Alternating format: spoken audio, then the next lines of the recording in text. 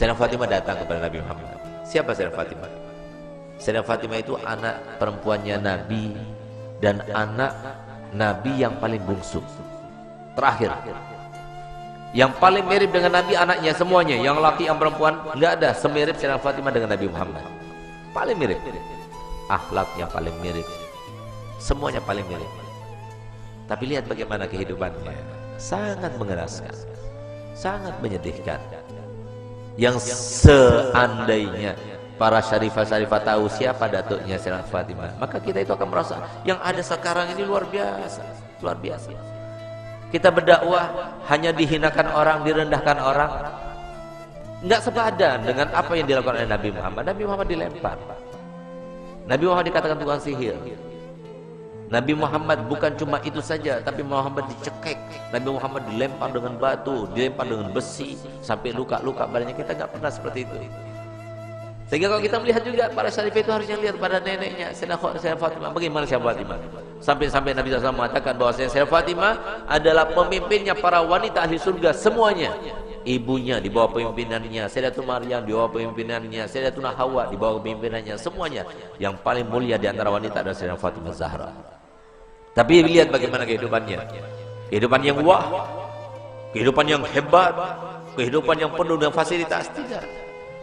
Sayyidah Fatimah itu ketika beliau kawin, itu maharnya itu kalau dihitung dengan uang sekarang cuma 4 juta sekian semuanya. Pakaiannya, untuk bajunya, untuk minyaknya. Kemudian 4.800.000 itu kira-kira, itu harga 400 dirham itu.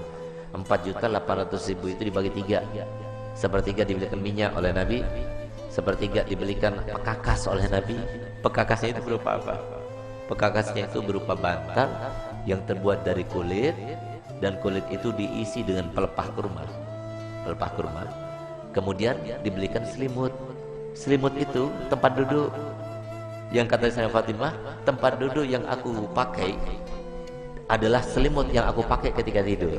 Selimut yang aku pakai ketika tidur itu adalah yang kita gunakan untuk duduk ketika mengembala kambing bersama suamiku Ali. Yang jikalau kami tidur berdua, kami angkat ke kepala, kaki kami terlihat. Kalau kami tarik ke bawah untuk menutupi kaki kami, maka kepala kami terlihat. Itulah selimutnya Sayyidatina Fatimah Zahra. Sehingga suatu waktu pernah ada sebuah cerita yang sangat luar biasa daripada kehidupan Sayyidatina Fatimah Zahra. Nabi Muhammad SAW menangis, tidak ada henti-hentinya, menangis. Sayyidina Abu Bakar Siddiq datang, tetap menangis. Sayyidina Umar datang, tetap menangis. Sayyidina Utsman datang, tetap menangis. Sampai Sayyidina Abu Bakar mengatakan, ini nggak ada yang bisa mendiamkan Nabi kecuali putri tercintanya Sayyidatina Fatimah Zahra. Berangkatlah Sayyidina Abdurrahman bin Auf ke rumah Sayyidatina Fatimah dengan perintah dari Sayyidina Abu Bakar Siddiq. Dikatakan, siapa di luar sana? Ibn Auf, wahai Fatimah. Untuk apa kamu datang kemari? Kami ingin meminta bantuanmu karena Nabi SAW mulai tadi sedang nangis dan tidak berhenti menangisnya, terus menangis. Kami sedih melihatnya. Baik, sebentar, aku memakai pakaian dahulu. Kenapa Nabi SAW menangis? Karena Nabi telah diturunkan ayat yang berbunyi, wa in minkum illa wariduha. Tidak ada seorang pun dari kalian kecuali pasti akan melewati di atas neraka itu. Itu yang bikin nangis Nabi. Tidak ada satupun dari kita kecuali kita akan melintas di atas jahanam. Bagaimana tempat lintasan kita tergantung kepada amal kita. Tipis tebalnya tergantung kepada amal kita. Yang sekarang kita tidak memperdulikannya, tidak memikirkannya, nanti semuanya akan terpampang di depan mata kita dan kita akan melewatinya. Semoga kita termasuk yang mendapatkan amal yang banyak, yang menyenangkan hati baginda Rasul Muhammad SAW. Berangkatlah Sayyidah Fatimah. Begitu berangkat Sayyidah Fatimah bertemu dengan Nabi. Sayyidah Fatimah ketika masuk ke masjid, mereka berteriak. Semua sahabat Nabi berteriak Allahu Akbar.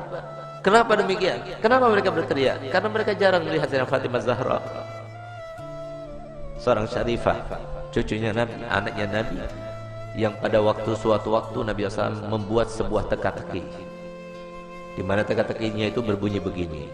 Tahukah kalian siapakah sebaik-baik wanita? Tidak ada seorang sahabat pun yang menjawabnya. Sampai kemudian Imam Ali pulang ke rumahnya dan dia sampaikan pertanyaan Nabi kepada Sayyidah Fatimah. Maka Sayyidah Fatimah, aku tahu jawabannya. Apakah wahai binti Rasul? Jawabannya adalah sebaik-baik perempuan adalah tidak pernah dilihat laki-laki dan tidak pernah melihat laki-laki. Ketika Sayyidah Fatimah datang dan para sahabat banyak yang tidak mengetahui dengan Sayyidah Fatimah, mereka berteriak semuanya. Kenapa berteriak? Karena baju yang digunakan oleh Sayyidah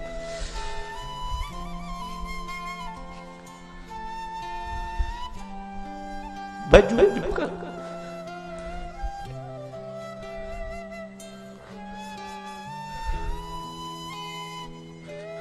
baju yang digunakan oleh Sayyidah Fatimah terdapat tambalan sebanyak 20 tambalan, sehingga sahabat semua sedih melihat putri tercintanya yang selalu dipuji oleh Nabi, yang paling mirip dengan Nabi, yang selalu Nabi SAW merintahkan semua wanita supaya mengikutinya, meneladaninya. Ternyata pakaiannya seperti itu, sesederhana itu. Di saat itulah ketika sahabat Nabi merasa kasihan, merasa tidak tega, merasa iba melihat kehidupan Sayyidah Fatimah Zahra,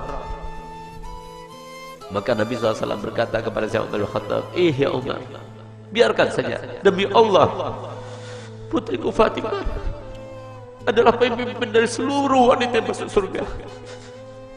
Seandainya para syarifah-syarifah sekarang tahu, lihat bagaimana pakaian Sayyidah Fatimah, lihat bagaimana perempuan yang dibanggakan oleh Nabi Muhammad SAW, yang harusnya kita sebagai umatnya menjadikan tauladan baginya. Bukan seperti sekarang ini, kita terlalu membangga-banggakan pakaian, kita selalu menampakkan kemewahan, dan kita tidak mau membagi-bagi apa yang telah kita punya. Kita tidak pedulikan kepada manusia. Subhanallah, Sayyidah Fatimah datang suatu waktu di rumahnya. Sayyidah Fatimah adalah seorang yang paling sempurna, tangannya paling sempurna, hidungnya paling sempurna, matanya paling sempurna, karena dialah yang paling mirip dengan Nabi kita Muhammad SAW. Suatu waktu Nabi kita Muhammad datang, karena Nabi Muhammad setiap hari paling sedikit 2 kali masuk ke rumah Sayyidah Fatimah, saat pagi hari dan pada malam hari. Dan setiap kali Nabi Muhammad SAW akan melakukan suatu bepergian, pertama kali yang didatanginya setelah pulang dari bepergian ada rumah Sayyidah Fatimah. Dan terakhir kali rumah yang didatangi sebelum dia berangkat adalah rumah Sayyidah Fatimah Zahra. Semoga kita semua termasuk dibangkitkan bersama Sayyidah Fatimah Zahra. Di saat itulah Nabi SAW masuk ke rumah Sayyidah Fatimah. Sayyidah Fatimah punya anak kecil 2, Sayyidina Hasan dan Sayyidina Husain. Di saat beliau itu sedang menghaluskan gandum, maka kemudian Sayyidina Husain menangis, diambilnya. Ketika Sayyidina Husain menangis, diambil dengan tangan kirinya, dia dengan tangannya. Sayyidina Hasan menangis, diambilnya lagi. Sehingga pada saat itu Sayyidina Bilal melihat kejadian tersebut, sehingga saya bilang merasa ibah dan dia mengatakan, wahai binti Rasul, berikan salah satu pekerjaanmu. Kalau engkau mau, biarkan aku yang menggilingnya, dan kalau engkau mau, biarkan engkau yang menggiling dan berikan kepadaku putramu Hasan dan Husain, biarkan aku yang menggendongnya. Tidak tega beliau itu melihat bagaimana keadaannya Sayyidah Fatimah, sampai kemudian Nabi SAW melihat. Begitu Nabi SAW melihat, maka dipeluknya Sayyidah Fatimah, diciumnya.